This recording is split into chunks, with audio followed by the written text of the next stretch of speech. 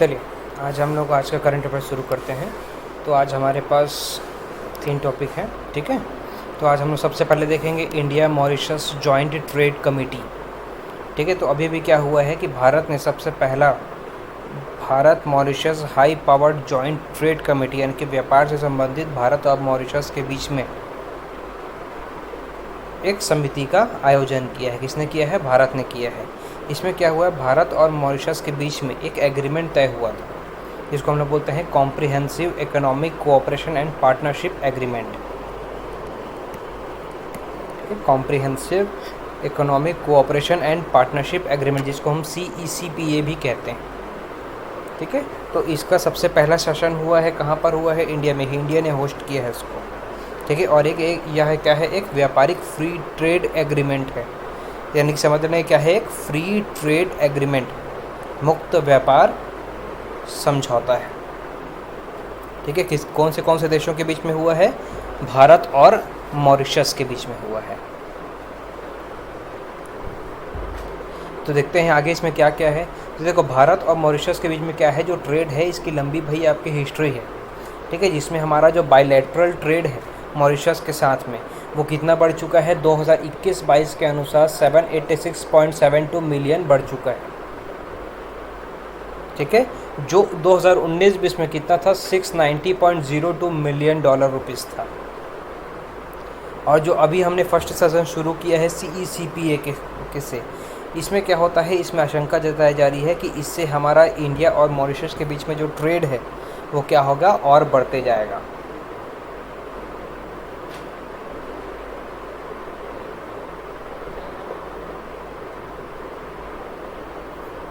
ठीक। अब देखो, भारत और मॉरिशस के बीच में जो CECPA क्या है, इसको हम लोग अच्छे से जानते हैं कि ये है क्या। तो देख लो, ये क्या है? एक फ्री ट्रेड पैक्ट है, यानी कि मुक्त व्यापार समझौता है, जो क्या करेगा? भारत और मॉरिशस के बीच में जो ट्रेड होगा इसको क्या करेगा? एनकरेज करेगा, बढ़ावा देगा, और ट्रेड को क्या करने की? बढ़ाने की पूरी कोशिश करेगा, ठीक है। तो इसमें कौन कौन से सेक्टर कवर हो जाएंगे? जैसे को ट्रेड इन द गुड्स, यानी कि कुछ गुड्स से रिलेटेड, ठीक है। रूल्स ऑफ द ओरिजिन, ठीक है। सर्विसेज भी यहाँ पर क्या हो जाएगी? बहुत सारी सर्विसेज का भी हम लोग क्या करेंगे? आदान प्रदान करेंगे व्यापार में, ठीक है। सैनिटरी भाई जो सेक्टर्स है, इससे भी इस क्षेत्र के जो और भी चीज़ें हैं, इसको हम लोग क्या करेंगे? ट्रेड में लेके आएंगे। किसके बीच में? इंडिया, भारत और मॉरिशस के बीच में। ये सब किसके अंतर्गत आएगा? CECPA के अंतर्गत आएगा। तो ये CECPA के साथ ये जो समझौता हुआ है मॉरिशस के साथ में, तो इससे क्या बेनिफिट है इंडिया को? तो देखो, इंडिया को बेनिफिट ये है कि हमको जो 300 हमारे जो डोमेस्टिक गुड्स हैं जो किसे संबंधित होंगे? एग्रीकल्चर, टेक्सटाइल्स, इलेक्ट्रॉनिक्स, मीडिया और अदर सेक्टर से, ये क्या होंगे? हमारे जो है वो मार्केट एक्सेस उनको मिल जाएगा, यानी कि एक मार्केट जगह मिल जाएगी, एक प्लेटफॉर्म मिल जाएगा उनको व्यापार करने के लिए।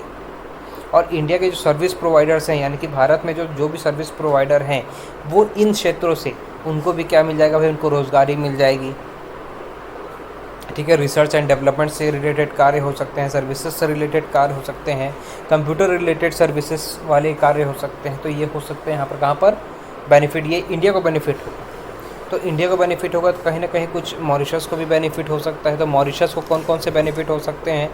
तो भाई मॉरिशस को बहुत सारे ऐसे, उनको भी तो भाई, हमको अगर प्लेटफॉर्म मिल रहा है उनसे, तो उनको भी हमसे कुछ प्लेटफॉर्म मिलेगा। तो हमारे भी बहुत ज़्यादा, हमसे उनको बहुत ज़्यादा फ़ायदा है। जैसे क्या होगा कि फ्रोज़न फिश से रिलेटेड उनको एक मार्केट मिल जाएगा हमारे यहाँ, शुगर से रिलेटेड, बिस्किट से related, fresh fruits, mineral water, beer, alcoholic drinks, soaps, bag, medical. तो इस तरीके के जो भी हमारे डोमेस्टिक आइटम्स वाले क्षेत्र हैं, इसमें मॉरिशस को बहुत ज़्यादा क्या होगा? हेल्प मिल जाएगा,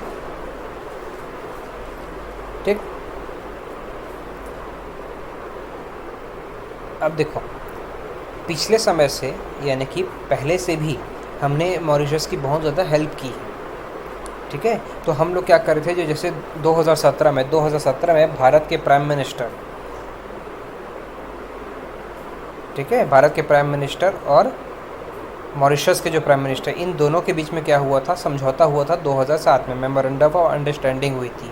ये जो समझौता था वो कितने मिलियन डॉलर्स का था? तो $4.74 मिलियन का था, ठीक है, कितने मिलियन डॉलर्स का था? 4.74 मिलियन डॉलर्स का था, जो ग्रांट दिया था इंडिया। किसको दिया था? मॉरिशस को दिया था। कब? 2017 में। ठीक, उसके साथ साथ मॉरिशस में भी 8 मेगावाट का एक सोलर फोटोवोल्टिक फार्म भी खोलने की बात हुई थी, जो मॉरिशस में क्या होगा? ग्रीन एनर्जी को बढ़ावा देगा। 8 मेगावाट सोलर फोटोवोल्टिक फार्म की कहाँ पर बनेगा? मॉरिशस में बनेगा। याद रखना, मॉरिशस जो है वो इंडियन ओशन में तो आता है, पर ये अफ्रीका महाद्वीप का भाग है। ये देखो, अफ्रीका महाद्वीप में मोजाम्बिक और जो मेडागास्कर देश हैं, इनके जस्ट बाजू में आता है। और ये एशिया में नहीं आता, ये अफ्रीका महाद्वीप में आता है। क्या? मॉरिशस। ठीक, अच्छा हाँ, अगर आपको पूछ दिया जाए अभी प्रेजेंट में मॉरिशस के प्रेसिडेंट कौन है, तो आपको ये याद रखना है, पृथ्वीराज सिंह रूपन है।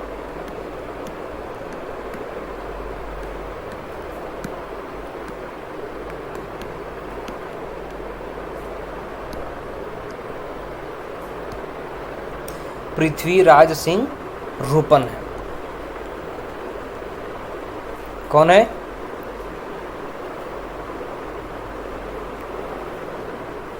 पृथ्वीराज सिंह रूपन है। कौन है?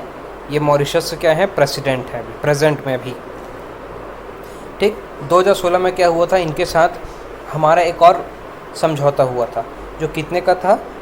USD यानी कि 253 मिलियन US डॉलर का था, जिसमें मॉरिशस को स्पेशल इकोनॉमिक पैकेज दिया गया था 5 प्रोजेक्ट्स के लिए। ठीक है, जैसे वहाँ पर मेट्रो एक्सप्रेस प्रोजेक्ट हम लोगों ने हमारी सहायता से वहाँ पर खोला, सुप्रीम कोर्ट की बिल्डिंग बनी, ठीक है, एक हॉस्पिटल्स बने, ठीक है, डिजिटल टैबलेट्स का हम लोगों ने क्या स्कूल चिल्ड्रंस के लिए जो डिजिटल टैबलेट्स था हमने वहाँ पर भिजवाया, और कुछ हाउसिंग प्रोजेक्ट्स भी बने। वहाँ पर क्या बने? हाउसिंग प्रोजेक्ट्स भी बने। ठीक है, तो ये सारा मई 2016 के इस हमारे इकोनॉमिक पैकेज पे हुआ। उसके बाद हमने अभी जैसे मैं आपको बताया 2017 में 4.74 मिलियन US डॉलर का भाई हमने ग्रांट दिया था। किसको दिया था? मॉरिशस को दिया था। ठीक, तो ये था मॉरिशस और इंडिया के बीच में हुआ CECAPA समझौता।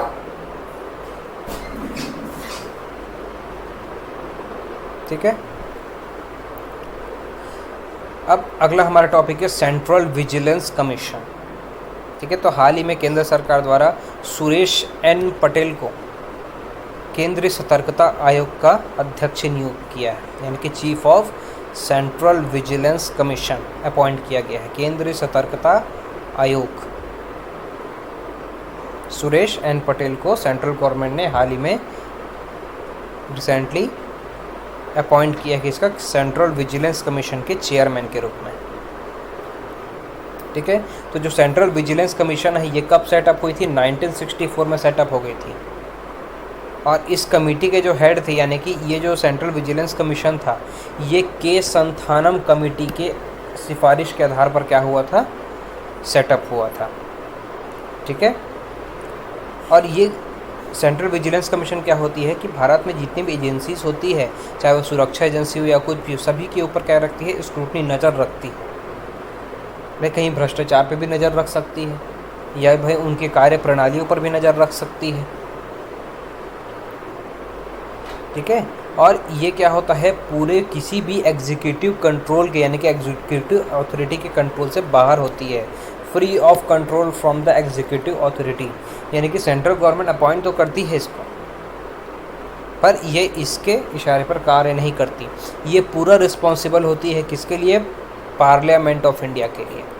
यानी कि एक इंडिपेंडेंट बॉडी है, और ये सिर्फ किसको जवाब देती है? पार्लियामेंट को जवाब देती है।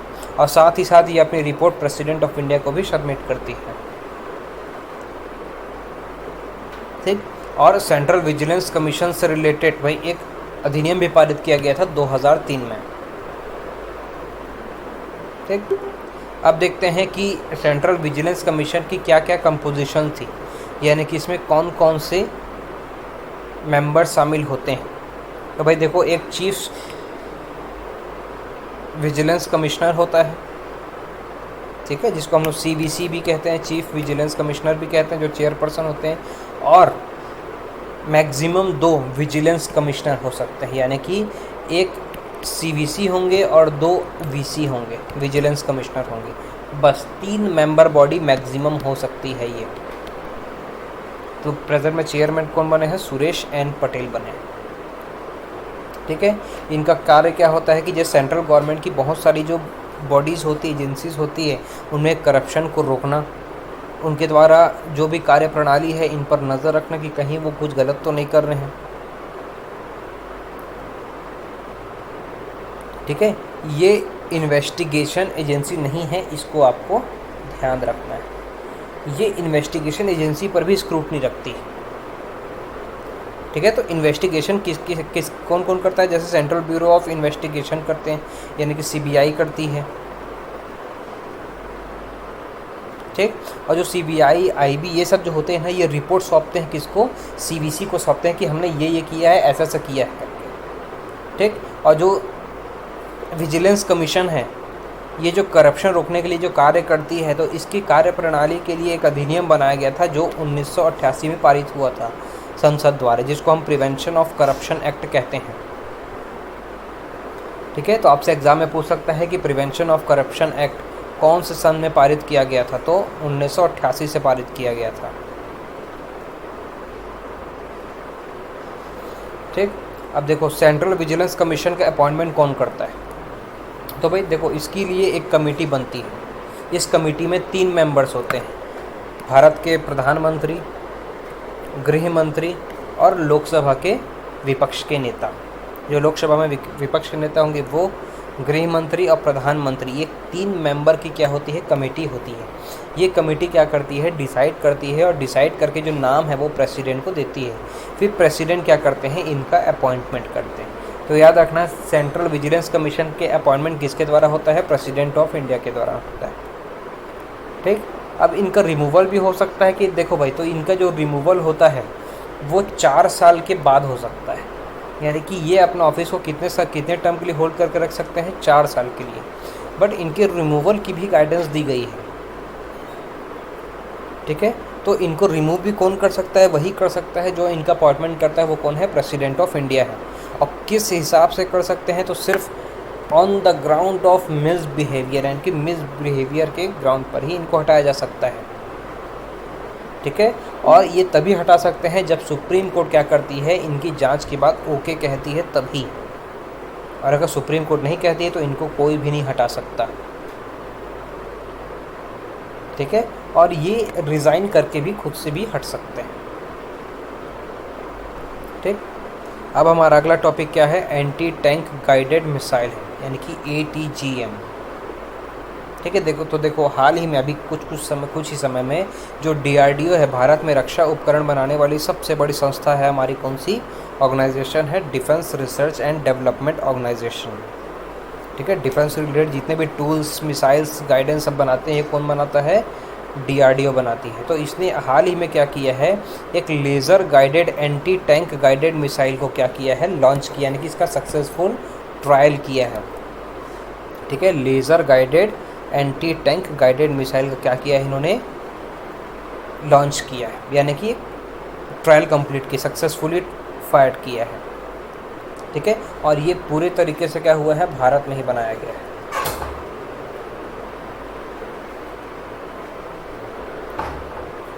पूरे तरीके से क्या है? ये भारत में बनाया गया है। ठीक, अब देखो जो ATGMs होती है, यानी कि एंटी टैंक गाइडेड मिसाइल होती है, ये सिर्फ इसलिए बनाई जाती है ताकि क्या होता है, जो बड़ी बड़ी मतलब आर्मी की, जो दूसरे देशों की या बड़ी जो भाई आर्मी की बड़ी बड़ी गाड़ियाँ होती है, हैवी, ठीक है, आर्मर्ड मिलिट्री व्हीकल्स कहते हैं जिसको, इसको डिस्ट्रॉय करने के लिए बनाई जाती है। ठीक है, और बहुत सारी ऐसी एंटी टैंक गाइडेड मिसाइल है जो बहुत ज़्यादा क्या होती है? हल्की भी होती है, जिसको एक गाड़ी में भी हम लोग भर के ले जा सकते हैं। इसमें बहुत सारे भाई रडार्स भी लगे रहते हैं कि भाई पहचान सके कि कौन सी गाड़ी को उड़ाना है। ठीक है, इसको हम फायर एंड फॉरगेट मिसाइल्स की भी एक संज्ञा देते हैं, यहाँ पर नाम देते हैं कि भाई सीधा दागो और भूल जाओ, क्योंकि इसलिए कहा जाता है क्योंकि उसको बार बार गाइडेंस नहीं देना पड़ता।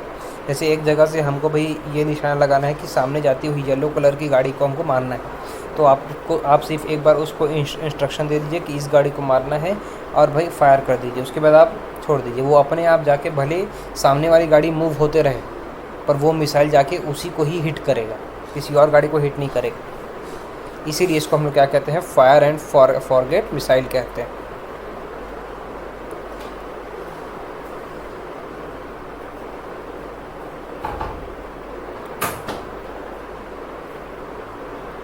ठीक है, अब देखो जो लेज़र गाइडेड जो हमारी एंटी टैंक गाइडेड मिसाइल्स होती है, ठीक है, ये क्या होती है, tandem heat explosive anti tank, यानी कि इसके ऊपर क्या होता है, एक अलग से हम लोग एक आप बोल सकते हो टूल से हम इसको बनाते हैं ताकि ये हाई एक्सप्लोजिव जो टैंक होती है इसको वहन कर सके, जिसको हम लोग क्या बोलते हैं, tandem high explosive anti tank, high explosive anti tank missile, जिसको हम लोग HEAT से भी डिनोट करते हैं।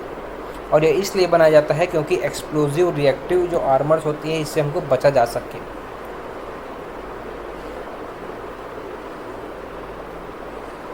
ठीक है, तो ऐसी बहुत सारी भारत ने क्या किया है, ATGM मिसाइल यानी कि एंटी टैंक गाइडेड मिसाइल बनाया है भारत ने, जो लेज़र गाइडेड है, जिसको हम लोग को देखना है। भारत में और भी बहुत सारी ऐसी मिसाइलें, जैसे सबसे एक बहुत इंपॉर्टेंट नाम आता है हेलिना का।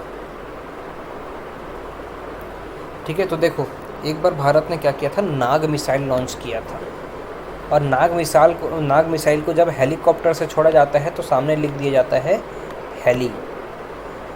ठीक है, इसका मतलब है जो नाग मिसाइल था उसी का ही अगला वर्जन आया हेलिना। इसका मतलब है हेली मतलब होता है हेलीकॉप्टर और ना का मतलब होता है नाग। इसका मतलब है जो ऐसी नाग मिसाइल जिसको हम हेलीकॉप्टर से लॉन्च करते हैं, इसको हम लोग क्या नाम देते हैं, हेलिना नाम देते हैं। तो इसका जो मैक्सिमम रेंज है वो कितना है, 7 किलोमीटर का रेंज है। 7 किलोमीटर का क्या है, रेंज है। और ये कहाँ से छोड़ी जाती है, हेलीकॉप्टर से भी छोड़ी जा सकती है। और ये ऑल वेदर डे नाइट कभी पर भी क्या हो जाती है, छोड़ी जा सकती है। ठीक है, अगला आता है हम लोग का नाम क्या, नाग मिसाइल का। नाग मिसाइल जो है वो 3rd जनरेशन की फायर एंड फॉरगेट मिसाइल है, जिसको DRDO ने डेवलप किया है।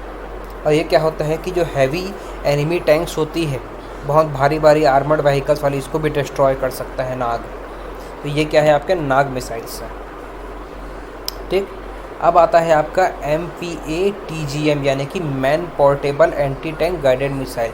इसका मतलब है कि ये पोर्टेबल होता है, इसको कहीं पर भी बंद करके मुड़ा के आप क्या कर सकते हो, गाड़ी में ही बंद करके ले जा सकते हो। और इसकी रेंज कितनी है, 2.5 किलोमीटर की है, लगभग 2.5 किलोमीटर की। और ये भी क्या है, फायर एंड फॉरगेट मिसाइल है। क्या, MPATGM यानी कि man portable anti tank guided missile. ठीक है, अगला नाम आता है इसमें संत का। ठीक है, stand off anti tank missiles.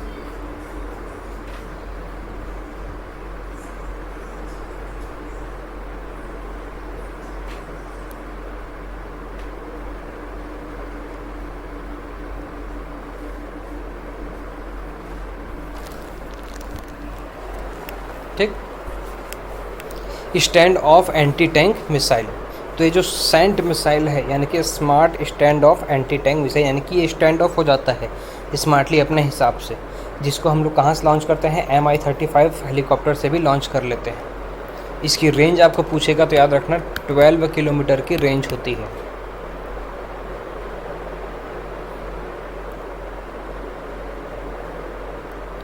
ठीक, इसके बाद अब देखो ये सारी कुछ हमारी मिसाइलें थी, पर ये जो सारी मिसाइलें बनती है इसके लिए एक प्रोग्राम लॉन्च किया गया था, जिसे हम लोग क्या कहते हैं, integrated guided missile development programme.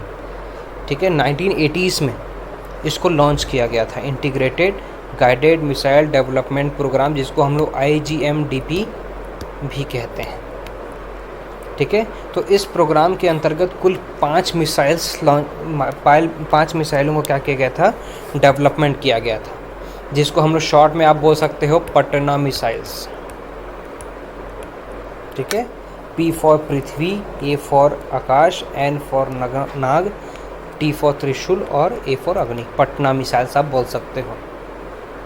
ठीक है, तो एग्ज़ाम में पूछता है पृथ्वी मिसाइल कैसी है, तो भाई देखो सरफेस टू सरफेस मिसाइल है। इसका मतलब ये सरफेस से छोड़ी जाती है और सरफेस में जाकर ही गिरती है, और ये एक बैलिस्टिक मिसाइल है।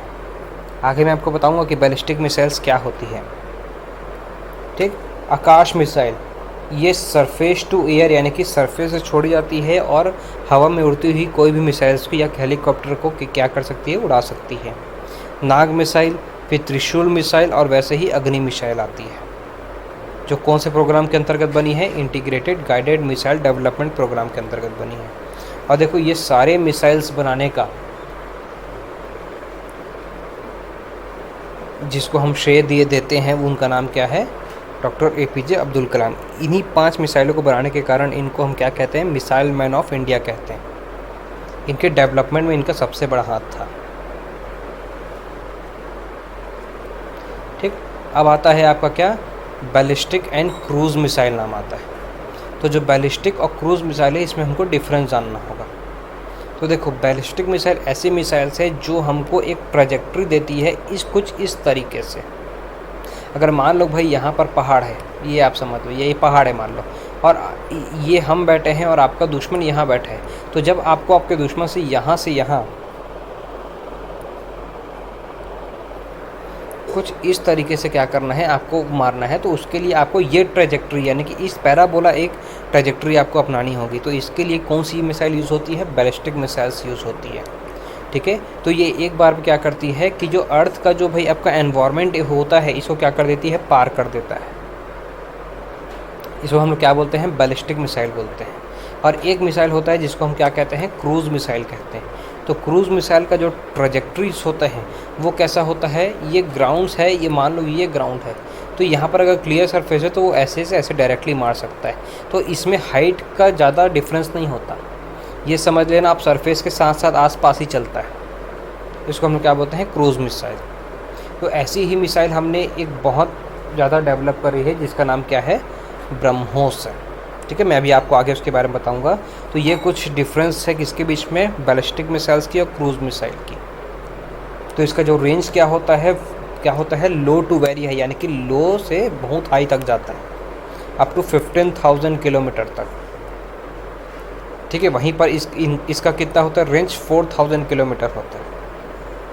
एल्टीट्यूड हाई जा रहा है तो हाई होता है, और इसका एल्टीट्यूड क्या होता है, लो होता है। ठीक है, तो ये कुछ डिफरेंस बिटवीन है किसके बीच में, बैलिस्टिक मिसाइल्स और क्रूज़ मिसाइल के बीच में। अब देखो जो मिसाइल्स होती हैं ना वो बहुत तरीके से अलग अलग तरीके से बटी हुई होती है। तो हमको क्लासिफिकेशन ऑफ मिसाइल्स भी ये भी जानना ज़रूरी होता है कि जो मिसाइल्स है वो कैसी कैसी क्लासीफाई होती है। जिसमें मैं भी आपको बताया क्रूज़ मिसाइल और बैलिस्टिक मिसाइल्स, इसके भी अलग अलग भाग होते हैं, जैसे सबसोनिक, सुपरसोनिक, हाइपरसोनिक मिसाइल्स होते हैं। ठीक है, लॉन्च करने के आधार पर होते हैं, जैसे सरफेस टू सरफेस मिसाइल होते हैं कुछ, surface to air missile, surface to sea missile, air to air missile. Air to air missile का एग्जांपल है त्रिशूल मिसाइल। ठीक है, एंटी टैंक मिसाइल, ये सब क्या है, लॉन्च यानी कि लॉन्च करने के हिसाब से, वॉर हेड के हिसाब से होता है। यानी कि भाई देखो ज़्यादातर जो मिसाइल्स होते हैं ना, जो इनका वॉर हेड होता है यानी कि स्टार्टिंग का होता है, तो जितने भी एक्सप्लोजिव रखा रहता है मिसाइल में वो यहीं पर रखा रहते हैं। ठीक है, ऐसे ही रखाए होते हैं। तो वॉर हेड में जिस तरीके से हम अपने एक्सप्लोजिव्स रखेंगे उस हिसाब से, ठीक, रेंज हिसाब से भी रखते हैं। ठीक है, कितनी दूरी तक जाना चाहिए इस हिसाब से हम अलग अलग मिसाइल की कैटेगरी रखते हैं। गाइडेंस सिस्टम यानी कि गाइड देने के तरीके से कि भाई कहाँ कहाँ पर उसको वर्क करना है से, और प्रपोजल सिस्टम के हिसाब से भी हम इसको क्या करते हैं, क्लासीफाई करते हैं।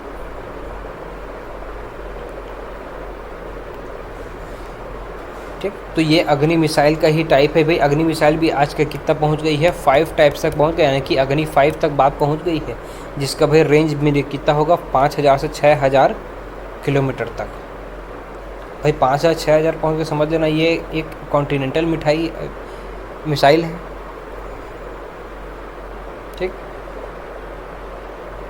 ये क्या है, हमारा ब्रह्मोस मिसाइल है, जो भारत और रशिया ने मिलकर बनाया है। भारत की ब्रह्मपुत्र नदी और रशिया की मोस्कावा नदी के नाम पर।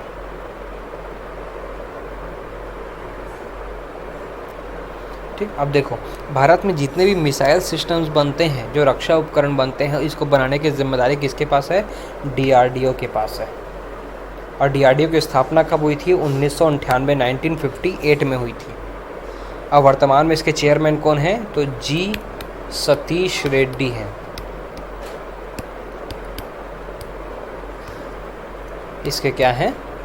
चेयरमैन है। किसके चेयरमैन हैं? DRDO के चेयरमैन।